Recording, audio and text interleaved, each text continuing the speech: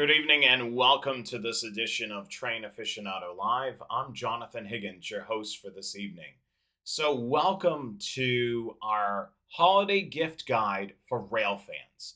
So, of course, there's many gifts that you can give to that particular loved one that loves trains, or gifts to yourself, but I just wanted to give you some ideas. So, this show tonight, we're going to be able to take a look at some of those. Some of these you've actually seen on some previous shows. So let's go to the slide deck and we'll start it up.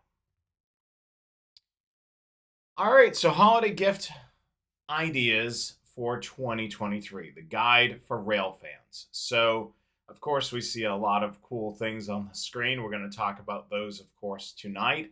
And we always want to remind you that these shows are available on YouTube. Make sure you subscribe to our channel right now if you're watching the broadcast. We are live on YouTube. And then if you're watching this after the broadcast, great too. We are on Facebook, Twitter, YouTube, and Instagram at Train Aficionado. And you can check out one of our great videos, Rail Fanning for Beginners. Make sure you check out all the videos that are on our channel. We got a lot of good stuff on there. And a great gift idea right here. You can support the channel and also shop our store. We've got t-shirts, hoodies, hats, travel mugs, a whole array of things. So definitely check out the store as well. Right at our website, trainaficionado.com. And there, of course, is a link down in the description as well. So definitely do that. Let's get into the holiday gift guide for Railfans 2023 edition. So where would you be without having a camera? So a lot of times around this time of the year, if you go to the big box stores or some of the wholesale clubs like Sam's Club, BJ's, Costco, they typically will have these holiday camera bundles, either be a Nikon or a Canon. Of course, one of my favorite places to shop is B&H Photography. Typically, these packages will come with a bag to put your camera in, maybe a couple of kit lenses, an extra battery, maybe an SD card or two. So a lot of times you have to really check it out and scope it out to see if it's a good deal. And if it's a camera that you think you're going to like and use, definitely consider it. My first camera was actually from BJ's Wholesale Club. It was one of these bundles that they had. It came with the camera, the 2 kit lenses, the bag. It was a great starter, and it was perfect. Eventually, I ended up upgrading my lens, so I wasn't using 2 kit lenses. I ended up upgrading the bag as well. But the things that you want to consider when you first buy your camera, you're definitely going to want to grab an extra battery or two, especially if you're out all day rail fanning. You want to make sure that you have plenty of battery power to last through the day. Typically, for the most part, a battery will last all day, but it's good to have an extra battery. So in case, it's a little chillier out there, usually colder weather will tend to make that battery kind of die a little bit quicker because of the cold weather. The other thing that I would recommend is a UV filter. That is the little circular thing that you see in the top left of your screen. The great thing about that, it kind of controls some of the light coming in, getting those bursts from the sun. And the other thing too, it protects your camera lens, from getting scratches, dust, and what have you. So with my camera, every so often I replace this UV filter. A lot of times that's taking some of the abuse instead of the lens on the camera. So it's definitely key to get one of those. They're relatively inexpensive. So we kind of talked about the battery. We also talked about the UV filter. The other thing, and I can't stress this enough, you need to get high endurance SD cards. Excuse me. So the SD cards I typically get is the SanDisk Extreme. This is great for shooting video or stills. Now, you don't want to go cheap on your SD card.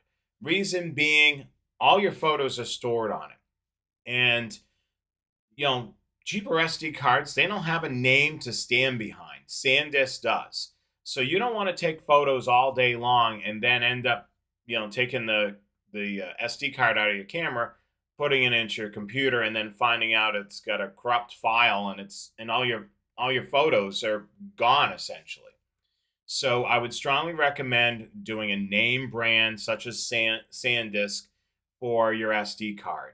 And then doing a high endurance card is also helpful for, taking photos of trains. A lot of times, those trains are going really fast. You want something that's going to process fairly quickly and store under the card. Typically, my word of advice and typically what I normally do, and I'm not too sure if they sell them anymore, but I used to purchase just 16 gig SD cards.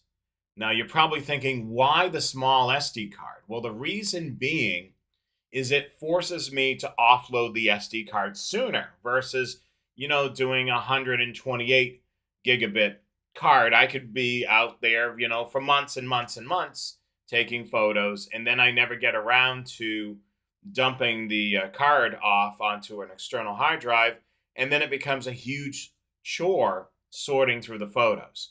You also want to try to get into a habit of sorting the photos. Probably do those SD card dumps on an external hard drive more often, so you're able to kind of catalog the photos. So if you go and want to look for a particular photo, it's a lot easier to find it when the photos are cataloged into folders. So certainly some helpful tips there. These are some of the basics. The other thing that I would recommend is a comfortable camera bag, especially if you're going to be carrying your camera with you. I have one of those sling bags that go on my back. I can kind of turn it around, take my camera out, then shoot photos, and then shift it right back to my, right back to the front of me, and then store the camera and then continue walking. So we've highlighted that bag in previous shows, but these are some of the basics. I would probably say you want to make sure that you have a bag to put your camera in, that it's protected.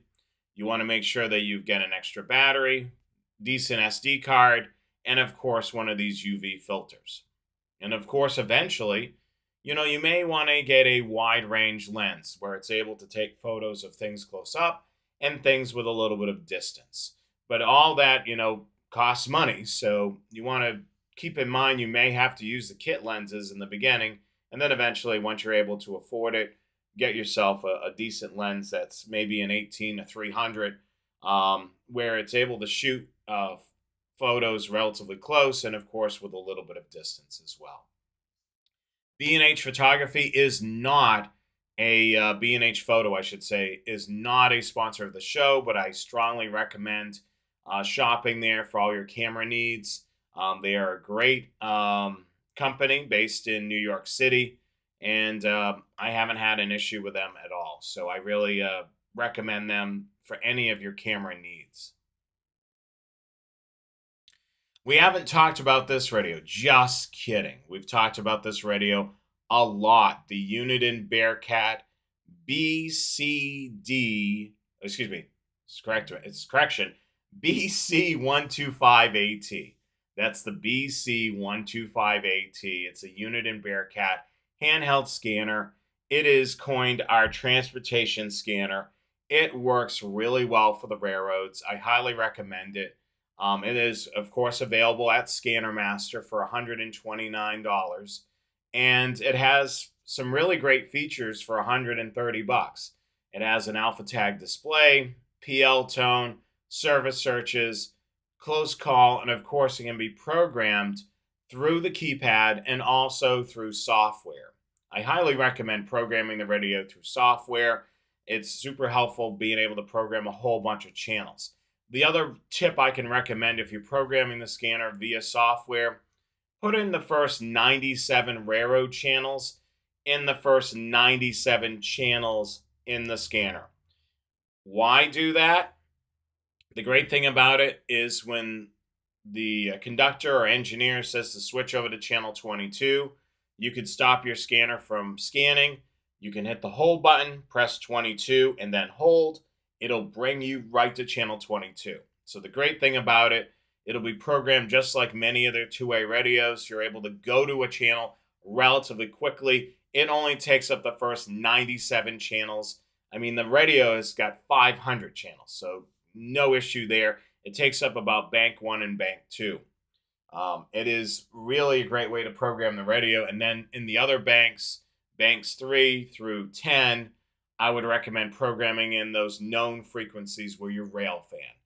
So if you railfan along the Horseshoe Curve and Altoona, there's 2 frequencies there to program in. I would put them in their own banks so it's able to scan both of those channels. If you railfan in the Cincinnati area, it's about 12 frequencies or so. So I'd recommend, putting those frequencies into its own bank so you're able to scan those 12 channels. And of course, you could scan, all 97 channels by just turning on bank 1 and bank 2, and it's able to scan through all of those frequencies. So the Uniden Bearcat BC125AT, really great scanner, $129. You can get it at Scanner Master. All of the things that I'm mentioning tonight, we have links down in the description of this video. So you're able to click the link.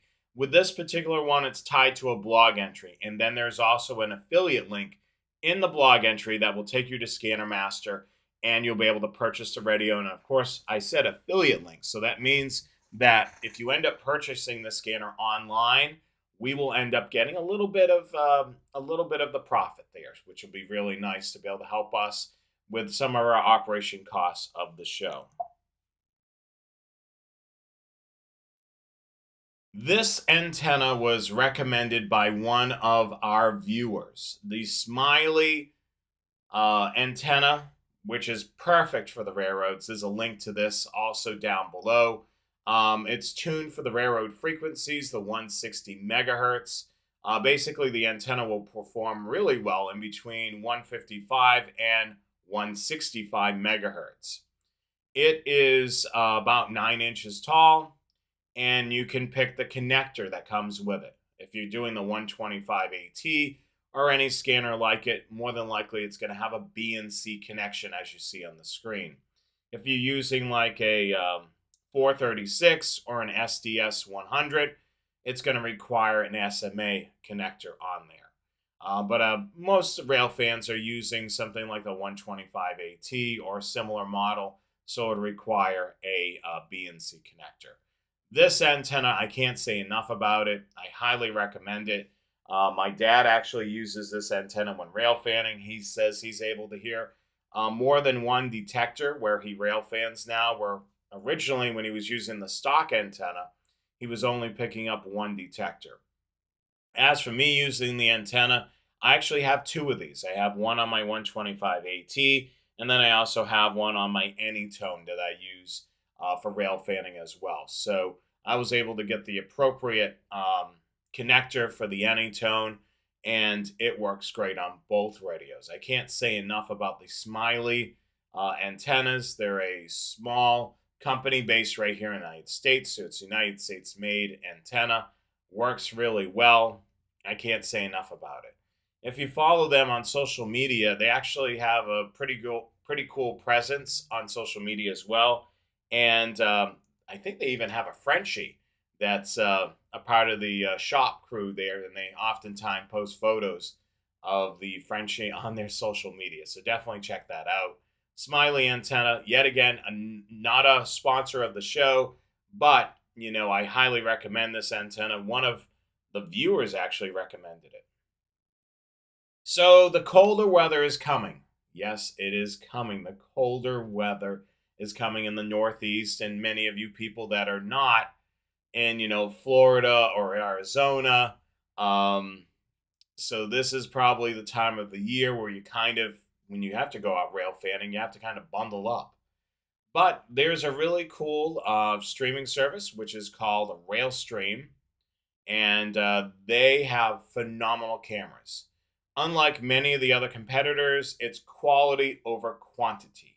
So it's a husband and wife team, and they run this company, and they do a phenomenal job not only putting up high quality cameras at great locations, they also pay attention to the sound quality as well. So you're getting really crisp, video and phenomenal sound.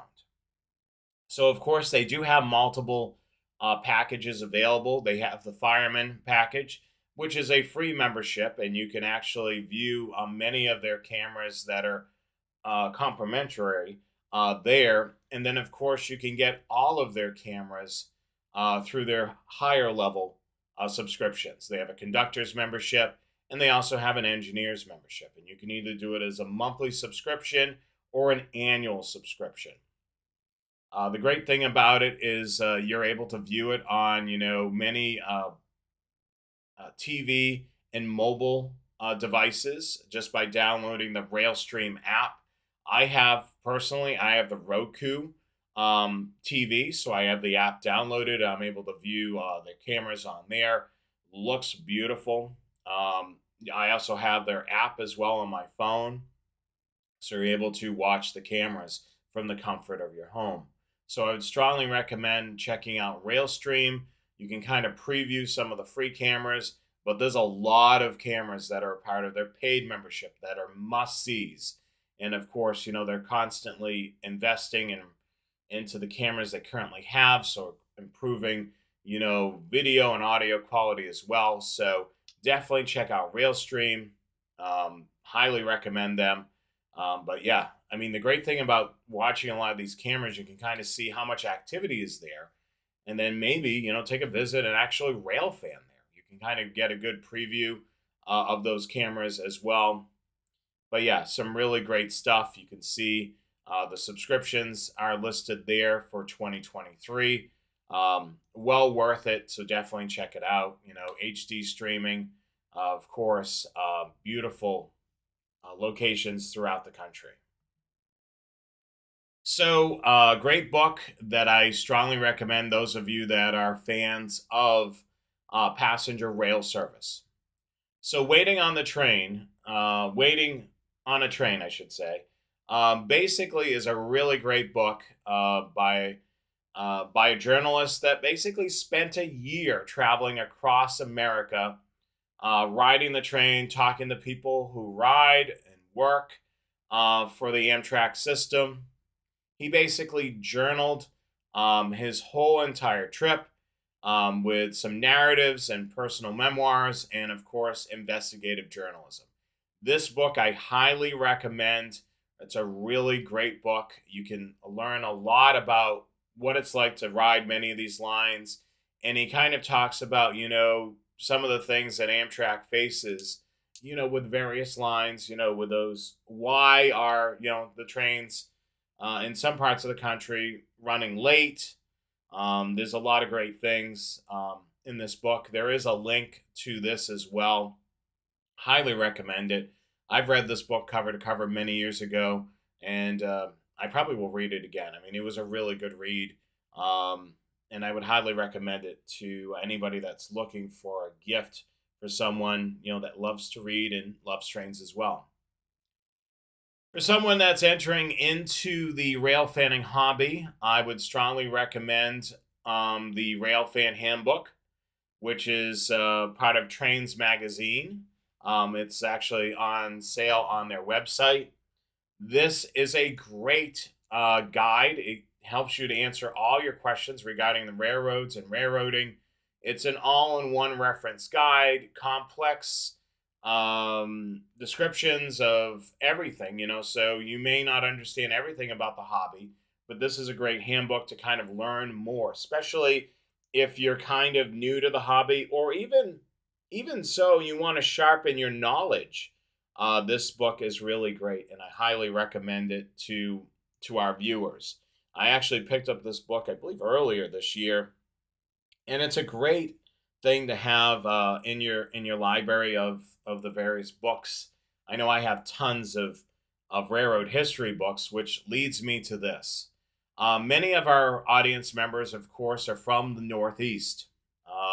Of course, my blog has a lot of books, not a lot of books, a lot of blog entries that are related to the Northeast.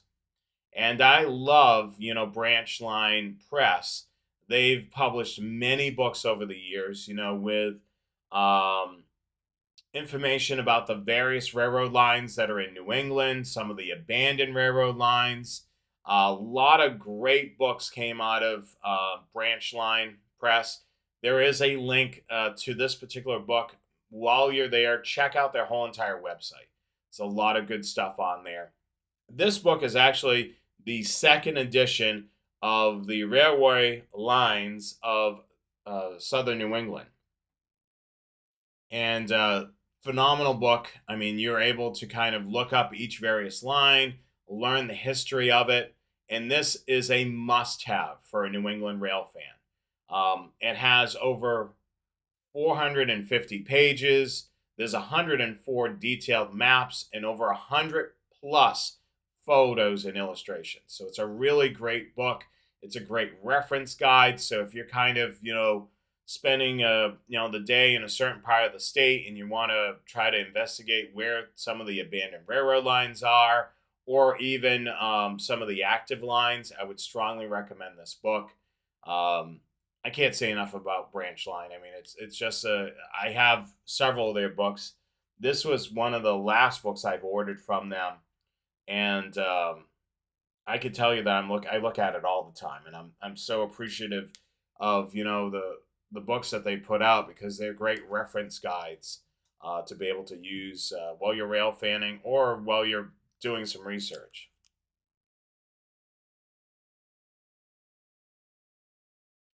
Those are some of the holiday gift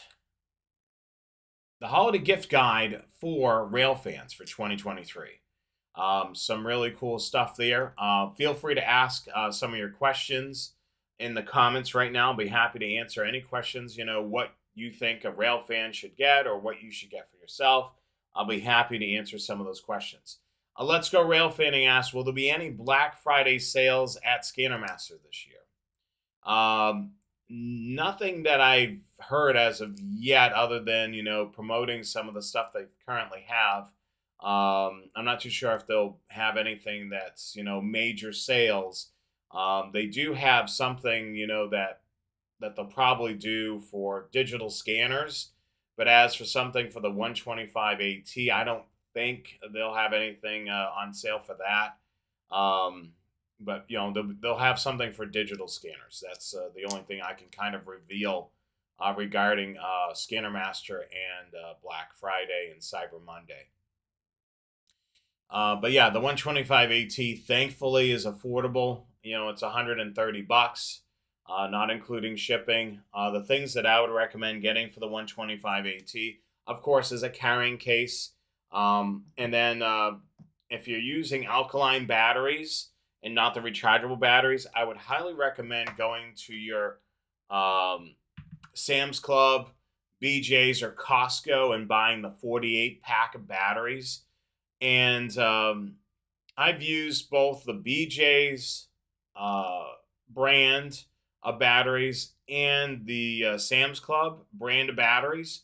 They're just as good or even better than some of the major name brand batteries. So usually I'll buy a 48 pack of batteries like once a year, and then that typically will last me the whole year or longer, depending on how often I go rail fanning. But yeah, that's great. Or the other thing too is you can invest into some rechargeable batteries and external charger, which I would strongly recommend doing that as well. Good evening, Dale, heading eastbound on I-90. I've been on I-90, but not in the Montana stretch of it, on the Massachusetts stretch of the I-90, and also into New York somewhat, but never in that section of 90, way out west in Montana. Les, good evening and welcome to the broadcast. So happy that you join us for each of these broadcasts. Let's Go Rail Fanning. Thank you so much for joining us. And also, Chris, happy belated birthday to you. I saw, you got the STS 200 and you ordered your cable for the radio. That is awesome. Chris actually ordered an extension cable for his programming cable. So his radios are not right by his computer; they're actually a little ways. So he ended up ordering an extension cable to connect up, the programming cable up to his computer.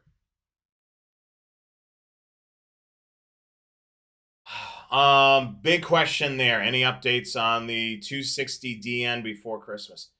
I'll be honest with you. I haven't heard a peep at all. I haven't heard a peep at all from Uniden on that. And as I would say in the past, they kind of hinted, in the beginning of the first quarter, in 2024. I'm thinking probably it's going to be then, probably at the tail end of the first quarter, but nothing as of yet. Unfortunately, I hate to be the bearer of bad news, but I haven't heard anything. I think I would have heard some rumblings about it already if they were about ready to ship and be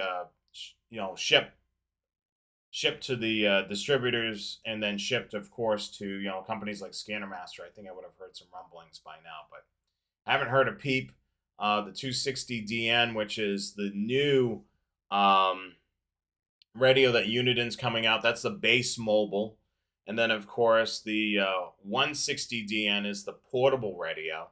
To be absolutely honest with you, I'm a huge fan of the 260DN because it's basically it's a 125 AT in a base mobile form factor, which I'm a huge fan of it.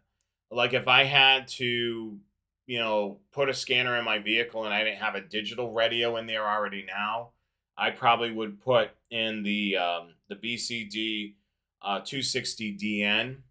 Like if I was if I was on a budget and I couldn't, put a digital radio, I'd probably put that in there because vast majority, I do have a digital radio in my truck. I'm using a 536, like one of these. Works great on the digital stuff on the public safety side. It also works great on the railroads as well. So, and you're probably thinking, why doesn't this guy have the SDS 200 in the truck? Reason being, I monitor the railroads a lot, and the SDS 200 was built for digital.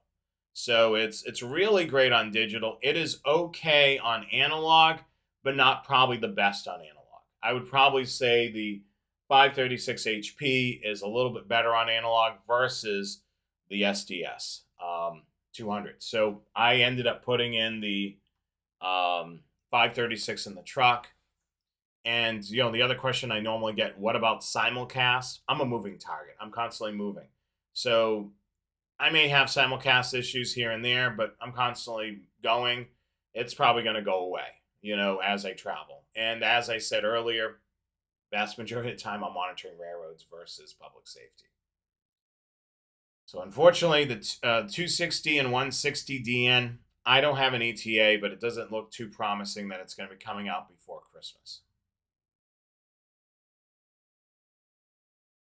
I can't confirm or deny, what was just written in the comments there. Any other questions regarding some of the holiday gift ideas or any general questions about rail fanning that I can answer during tonight's broadcast?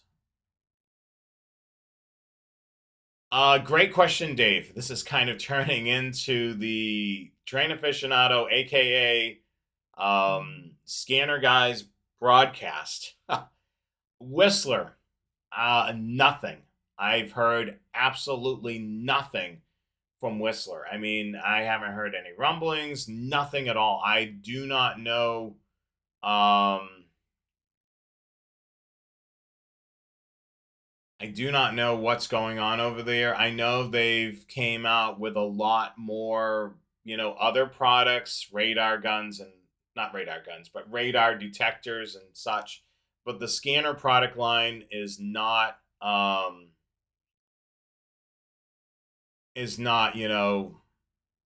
not getting attention.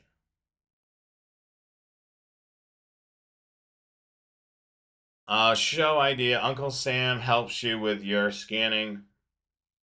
all about the FCC. So we could definitely take a look at the FCC database and how to use that. That would definitely be something I could do. I could take some screenshots and kind of show you how to navigate the FCC's website, kind of digging through, the database, kind of looking for some of those conventional frequencies that are out there.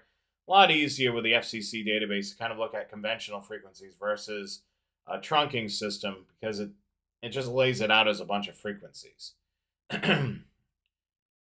Chris, yeah, I do see your comment. I'll see if I can post that up on the channel.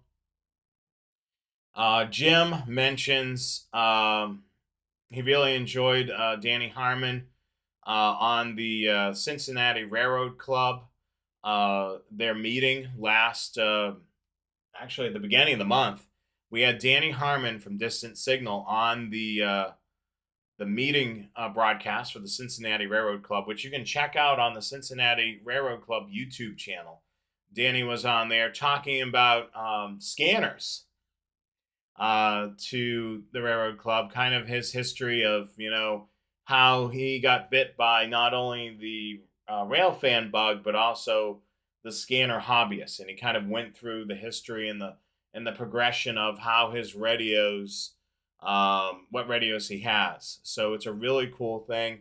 The great thing about it was, so we ended the broadcast and he stayed on and talked to me for probably about a good 45 minutes or so. And then as members came up into the club room, he interacted with them, answered their questions as well. I kind of wish that we had a show after the show, because a lot of great content came through during when we were talking to Danny after the show.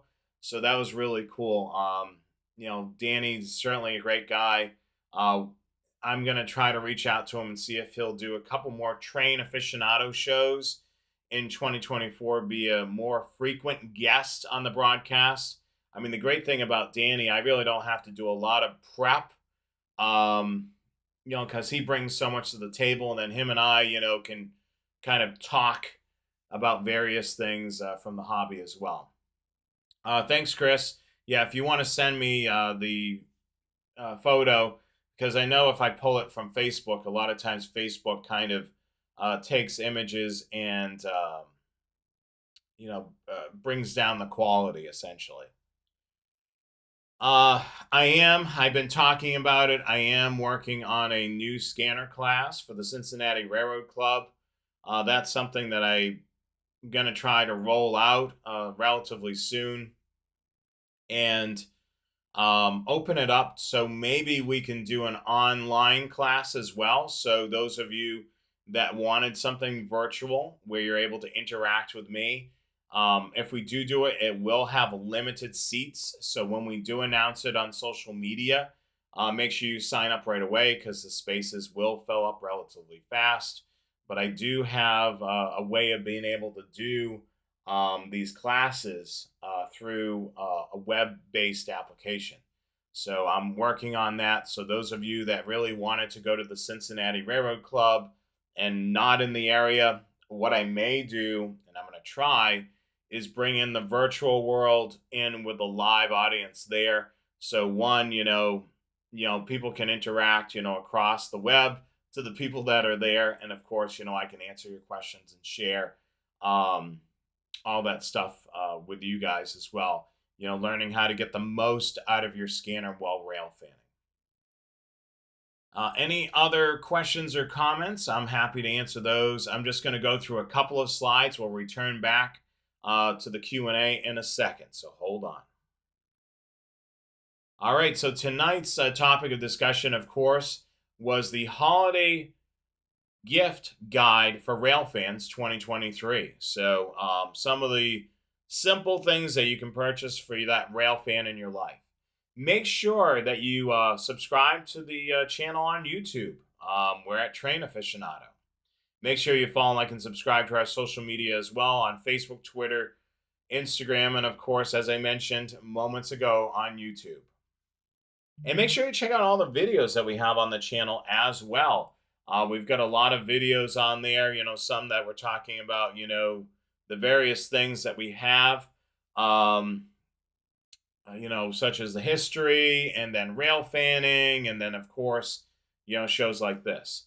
Make sure you support the channel as well. As we're approaching the holidays, you want to make sure you shop our store, trainaficionado.com. We have a whole bunch of stuff on there as well.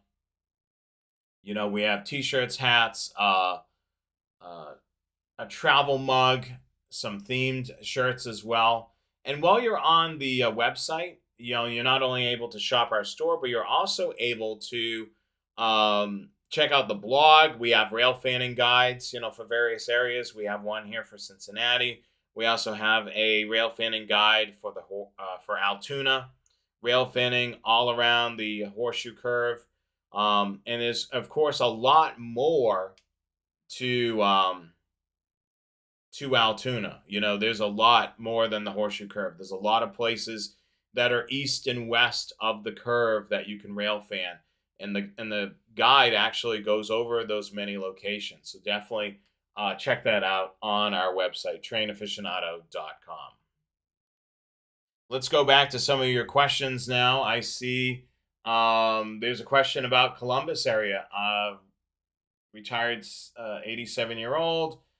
Video and drone enthusiast, bought the 125 AT a few months ago. Help and knowledge from the locals.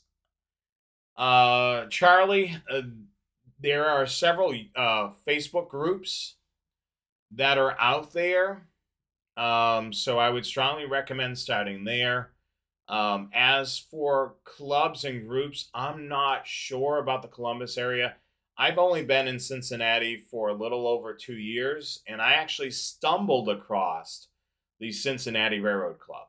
And I saw them somehow in one of the group pages I belong to, a post on there that they had a meeting that was open to the public. So I ended up going to the meeting, checking it out, and then ended up becoming a member of the club. And now I do various things for the club, like have classes, help them with their online presence, with their broadcasts when they do broadcast their meetings out. But yes, I would strongly recommend Facebook groups. There's several of them out there. I'm sure there's probably one for the Central Ohio area. Just have to do some searching on Facebook. And then typically you'll have to request to become a member of that particular group. So that could be one way to be able to be able to join or be able to learn more about rail fanning in Central Ohio.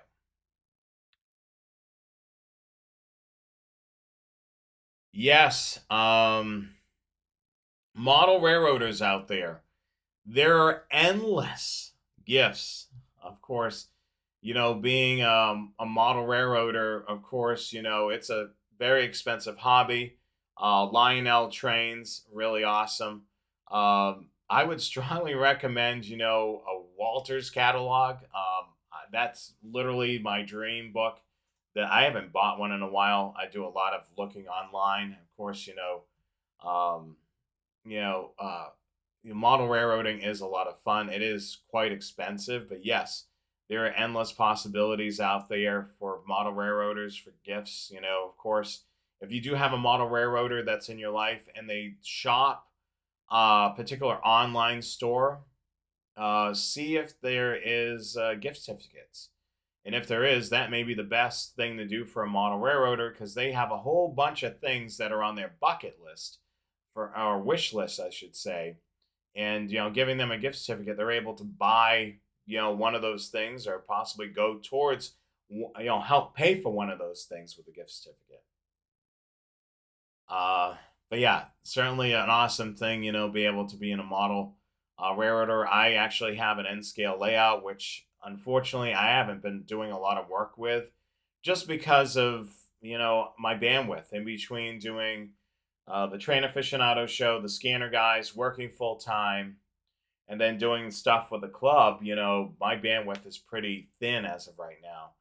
But hopefully, on the winter months, where I'm not rail fanning as much, maybe I'll be able to spend a little bit of time working on the layout, maybe showing off um, some of the stuff that I've been doing with the layout. The shirt that I'm wearing, Jim, is one of my favorite heritage units. It is the Virginian, the Norfolk Southern Virginian Heritage Unit, and I got this at one of the train shows. Of course, anybody that knows me personally, I have so many T-shirts, railroad-related T-shirts. I mean, I probably could for a week or 2 weeks wear a train shirt every single day if I wanted to. So yeah, this is the Virginian. I picked this up at one of the train shows. Um, I have a couple of Virginian shirts. I mean, why the Virginian? Um, this was the first heritage unit that I was able to capture. I was able to photograph, and I was out at Altoona, staying out there. One of the times that I was there for an extended period of time, and I knew the Virginian was coming west. So I actually, Cassandra, I actually set up and waited there for hours. I had my shot ready. It was on a curve. I would be able to get a perfect, beautiful lit shot. I waited there for a while, and I was able to get the Virginian. That was my first heritage unit. And I've caught it several times after that. I've actually caught it recently when it was repainted just north of Hamilton, Ohio, and I kind of waited on it there as well. But yeah, the Virginian is certainly one of my favorite locomotives. That's the one of my favorite heritage locomotives, I should say. Any other questions before we wrap it up for tonight? A last call for questions. But yeah, a lot of great things out there. Of course, tonight's broadcast kind of whet your appetite for some things that you can kind of either put on your wish list, or if you're watching this broadcast, trying to figure out what to get for that hobbyist. Certainly, a scanner is great. It's not very costly, at $130. Of course, it is a little bit of money, but it's, and a camera you could spend on that kit that I showed. B&H Photography had it for about $600, and it was a pretty basic kit with a Canon camera. It had two lenses, the bag. I would certainly, the UV filter, certainly invest in that, and then at least a decent SD card for starters. So you're probably looking at, probably, $650 roughly with shipping, and maybe with an SD card, and possibly one of those filters, just work off the one battery for now. Batteries can be a little bit costly. You're looking probably about $30, $40 or more, depending on what battery you get. I mean, I've used the manufacturer's battery that comes with it. And then B&H Photography actually has a line of batteries which is called Watson, and I purchased a couple of those, and that's a not the manufacturer's brand. The Watson brand actually works pretty well. I've got for my camera, I've got the Watson battery, and it works just as great as the battery that comes with the camera. A lot of times, for some things, I don't go to the off-brand. That was one of the things I kind of took a risk. I said, let me try this Watson battery and see how it is. And I can say, I've had the Watson battery from my Nikon, and it works great. I mean, it works just as well as the name brand Nikon battery that I normally use. But yeah, a lot of great things. I thank you all so much for supporting the channel and watching the shows. I greatly appreciate you watching. If there's anything that you need, certainly reach out. We love to hear from our audience, and I can't say enough about you guys. With all your support over the years watching the shows, I know many of you have kind of watched the Scanner Guys broadcasts and kind of migrated over to the Train Aficionado shows, and then, of course, became more and more fans of the show just because of, this show's on 2 days in a month, and also the Scanner Guys shows on the other Wednesdays of the month. So you guys pretty much many of you kind of spend your Wednesday nights with me, which I greatly appreciate. And I thank you again for watching each and every one of these broadcasts. I'm going to wrap it up for tonight because I don't see any other questions. I believe Um, that should wrap it up.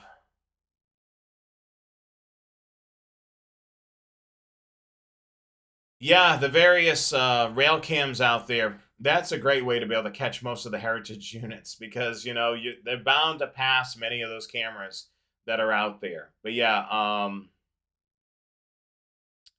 many of Virtual Railfan and Railstream and some of the other cameras that are out there. I do have a particular place, in my heart for Railstream because not only I'm a fan of many of the cameras that are in the various locations they have, they've also been on the show. I've had both uh, them on the show and really I met them in person, both Mike and his wife. Great people, very passionate about the quality of the cameras they're putting up and always improving upon the equipment that's out there. Phenomenal. I say with them, it's certainly quality over quantity. So those cameras that are out there are really phenomenal. And Mike certainly takes a lot of pride, selecting locations and of course the equipment, and then of course what type of video you're going to be getting during the day. And then he focuses a lot on night as well because he finds that a lot of people watch just as much during the day in the nighttime. So you want to make sure that you have a great image in the dark and, of course, in the light as well. I thank you all for joining us. If there's anything that you saw in tonight's broadcast, there are links down in the description. Make sure you click those links and check them out. Some of them actually have affiliate links, especially the products that are sold at Scanner Master. So certainly when you're ordering online, certainly use that affiliate link that's in the blog. Dale, welcome home. I hope that you have a great evening and have a nice dinner. Now that you finally made your way home, and keep warm because I know you're in Montana and it's already pretty much winter there. To all of you, thank you so much for watching the broadcast. We will catch you again on the next Train Aficionado show, which will be December the 6th. Wow, we're already into December. So December the 6th will be Train Aficionado Live. And then, of course, I don't think the Cincinnati Railroad Club's doing a live presentation on Thursday the 7th. But if you're in the Cincinnati area, more than welcome. The meetings are open to the public. Stop by Cincinnati Union Terminal. The meeting starts at 7:30 at the Newsreel Theater, which is right in the Cincinnati Union Terminal in Cincinnati, Ohio. Beautiful facility. Highly recommend coming out and checking out the meeting. Their meeting will be December the 7th at 7:30 at the Cincinnati Union Terminal. So have a great night. Be safe out there. If you're out there rail fanning, please be safe. And if you're in a section of the country where it's a lot chillier, make sure you dress up for the cold weather. Be safe. Have a great night. I'm Jonathan Higgins. We'll catch you again on the Scanner Guys and, of course, Train Aficionado. So have a great evening.